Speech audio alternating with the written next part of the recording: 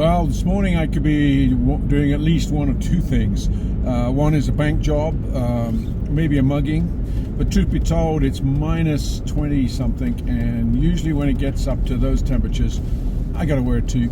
If you walk out in this weather, particularly with any wind at any given time, your ear tips are gonna freeze. And I've of course discovered I've got a solar panel now, so that will freeze too.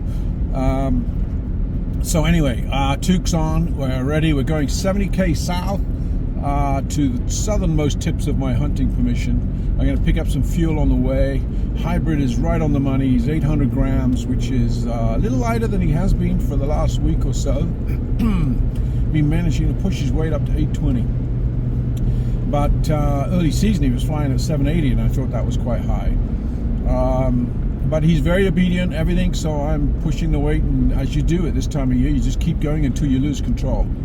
So anyway, I'm hoping he's going to try and get some retribution for yesterday. He pounded a Hun down, and unfortunately it got away. So onwards and upwards, we'll keep going. We'll see how the day... Couple of Huns on the side of the road here, but they're just going to dump in the bush in the side of the road. And there's barbed wire either side, and I don't want to get involved with that. It's just too much hazards. See, they'll go in that bush or in the cover just to the right of it. They're way out there now. There they go. Yeah, I'm gonna pass.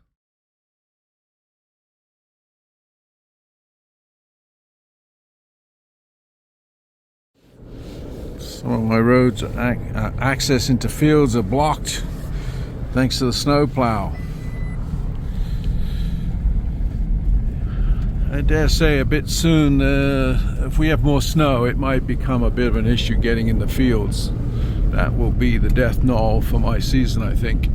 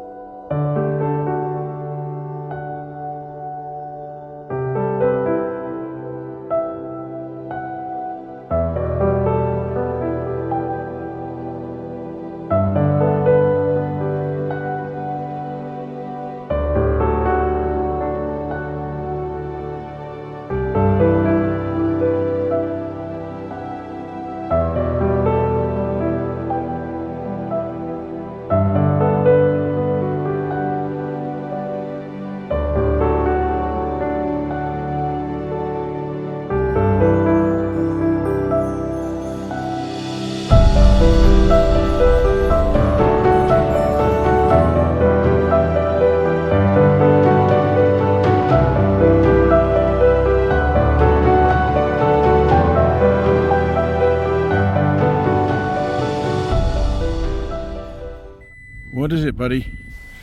They're in there, aren't they? Or they were.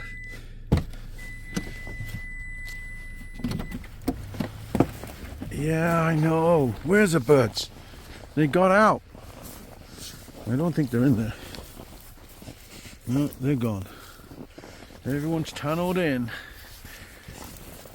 Oh, it's funny, I watched them get up in front of the dog, and he literally nailed on point. He was probably 20 feet from when he caught them, probably crossing winds, and caught them, froze, went on point. I lost the dog, of course I couldn't see him. I drove around, I found him, he's still holding point, and just when I got the falcon ready, the Huns took off.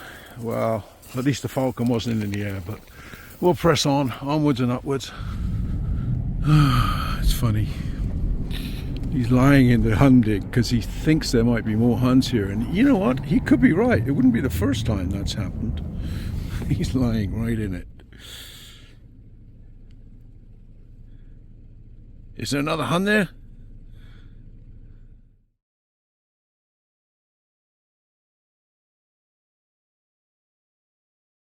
Well, I gotta say, I found 3 coveys in this field, and mostly due to my fault, we bumped them. One was Milo, and to be fair, I took so long to find him. He was over a brow, and I never found him. And then when I got to him and did find him, just as I was getting the falcon ready, the Huns bust. Anyway, I just bumped a covey of Huns here, and they flew way out across. There's a river in this valley, and then beyond that dark bit over there into that field, probably 150, 200 yards is where they put in.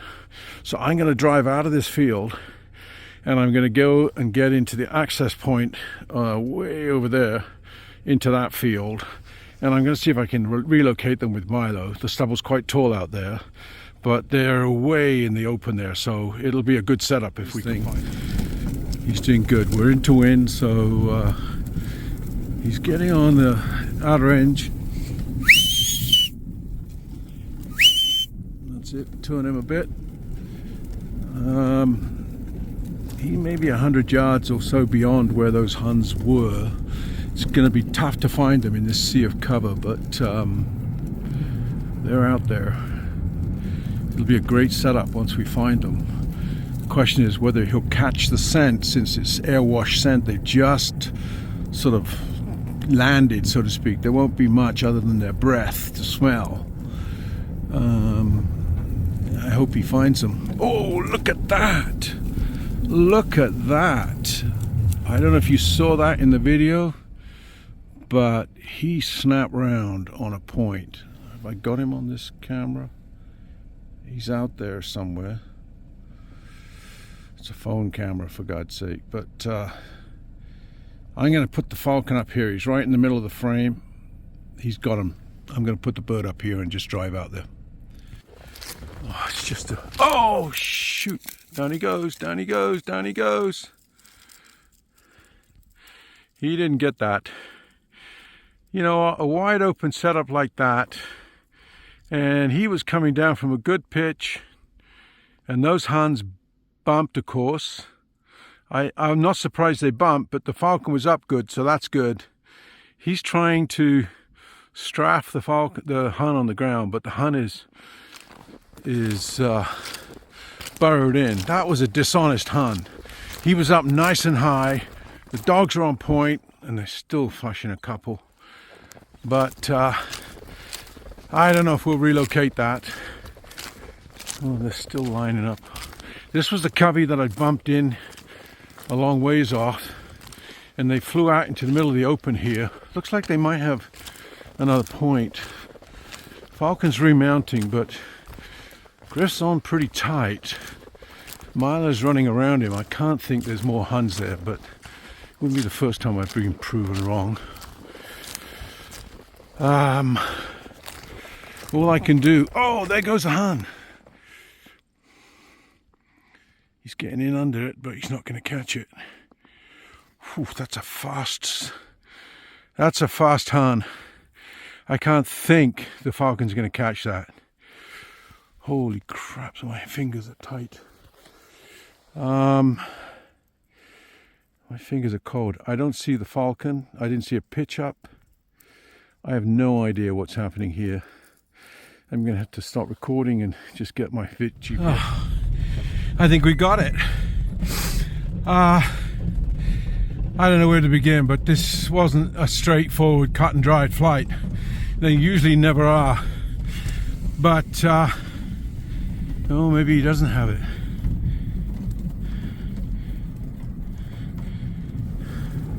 No, he doesn't. Griff, stay. Stay. The Hun is right here.